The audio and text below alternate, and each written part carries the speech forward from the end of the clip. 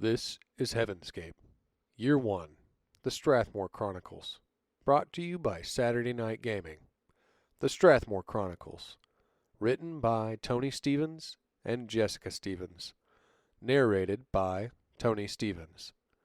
Gloom, Episode 8, Innocence Lost. A stunned silence fell over the group. Even the volcano was calm. In a daze, Strathmore raised his eyes to the shocked, horror-stricken faces of his friends. Emery was sobbing, but Wren looked furious. "Why did you do that?" Mud cried out, rushing to the edge of the ravine, as if expecting Mark to clamber back up with an earnest smile. "He trusted you!" I thought he said we needed a sacrifice. Arthur gestured helplessly. I thought he just wanted me to cut his arm a little. Mungarak the Minotaur snorted and snuffed as he rose to his hooved feet. The boy's sacrifice seemed to have weakened the hulking monstrosity. The stone in his chest was no longer glowing. Arthur Strathmore felt no satisfaction about this. In fact, the only thing he could feel was a deep, seething rage. He knew the black ring was feeding his hatred, and he welcomed it. The memory of the Yellowstone's joy seemed hollow and silly, a weak, childish emotion.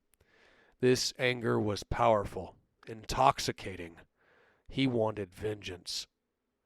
In one swift motion, he stood and lifted the Irritus blade, pointing it at Mungarak. Blue, black, living flame prowled over the white-hot metal, hungry. Arthur Strathmore crossed the distance in 3 angry strides. With a heart-wrenching scream of agony, he leapt into the air and plunged the massive blade directly into the Minotaur's chest. Mungarak stumbled backward and went down on one knee. The blazing sword embedded deeply into his chest. Arthur grabbed the beast's horns and began furiously punching its grotesque face. The crazed, wounded creature bucked and thrashed, but Arthur's fists slammed again and again. Blood dripped from his knuckles, and he didn't feel any pain. He was beyond reason, lost to the black ring and to the hatred and the vengeance. You hurt my friends. You killed Mark. You will give me what is owed to me. Your life! Strathmore howled as he grabbed the Irritus blade and ripped it free from the beast's chest. The enraged warrior plunged his hand into the bloody, mangled mess and pulled back with all his might. The red stone ripped free from Mungarak's chest, and Strathmore threw it on the ground at his feet. The creature's eyes began to glow bright hot as it screamed in agony. The gash in its chest erupted in flame. Strathmore grabbed both of the beast's horns and screamed wildly into its ruined face. The stench of burning hair and flesh filled Strathmore's senses. Die! Strathmore roared, feeling the corruption of the black ring coursing through his veins. The raging inferno consumed the creature's body, spreading out in all directions. Mungarak the Minotaur crumbled to the ground. Suddenly, the flames began to draw back in, with all the force of the volcano. The Irritus blade glowed white-hot as it devoured wave after wave of fire and magma. Arthur Strathmore dropped to his knees at the edge of the slumbering volcano. Beneath his seething rage, he was aware of time passing. His friends moved over the field of battle, assessing the damage. Vel retrieved the red stone, accepting that Mungarak had been his own personal challenge. Emery sobbed as she found Mark's shirt, crumpled up and forgotten at the edge of the ravine. Tangled in the fabric was the yellow stone. She moved slowly to each of them, healing their wounds. As she approached Arthur, he felt his body healing, but his soul felt no joy. The black ring was consuming him. More time passed, and still the old warrior hadn't moved. Vel cleared his throat.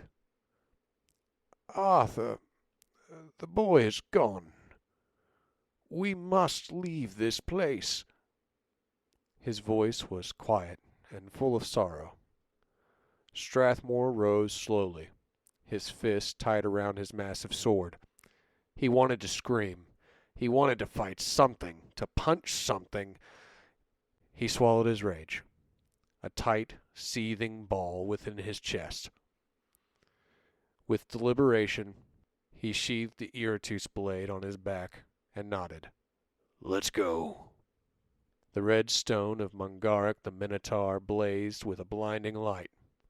When he opened his eyes, he was standing in an impossibly cheerful forest.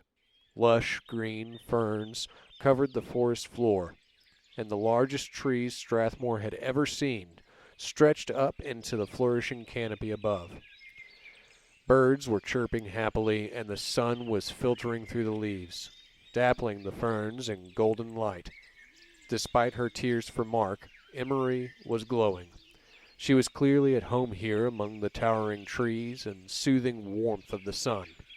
To his right, Mud paced restlessly, his every motion full of raw anxiety and frustration. Strathmore stumbled away from the group.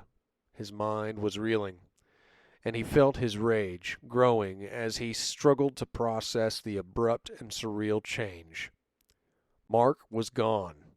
The memory of his small body lunging onto the end of his blade, of Mark's peaceful smile as he fell gracefully into the angry volcano, it was all just too much.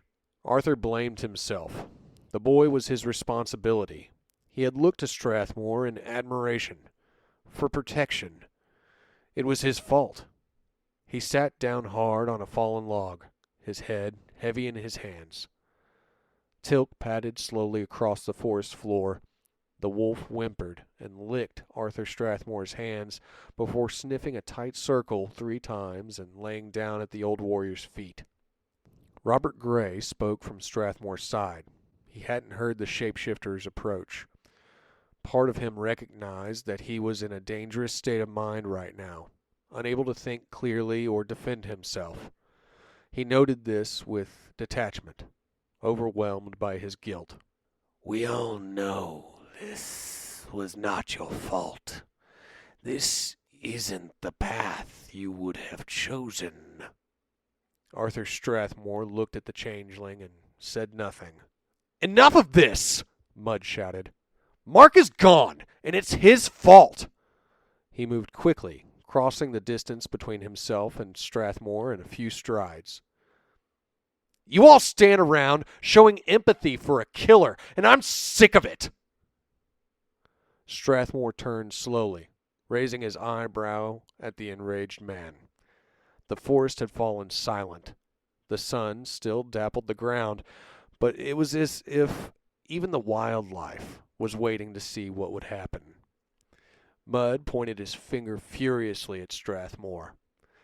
You need to answer for what you have done. What's your excuse, huh? What could possibly be a good enough reason to murder an innocent boy? A fire ignited in the pit of Arthur's stomach. Every nerve in his body was wound tight, and he was ready to snap. Robert rested his hand gently on the warrior's shoulder. Who does he think he is?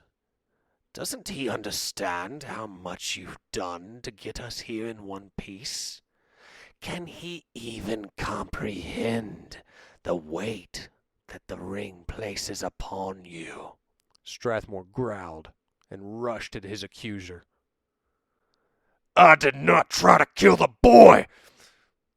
He tricked me. He can't even take responsibility. You see this? He is not a good man. And I, for one, am done following this sick, murdering... Mud was not capable of finishing his sentence as Arthur Strathmore's fist slammed into his jaw. The younger man hit the ground with a thud. Mud looked around at each of his companions' faces and, for the first time, looked scared and lonely. He scowled. Arthur steadied himself, ready for the boy's retaliation. Mud climbed angrily to his feet. If you want to follow this hero, Fine, but count me out. He stormed away into the lush forest. By the time he was out of sight, the ferns had settled and the birds had resumed their cheerful chorus.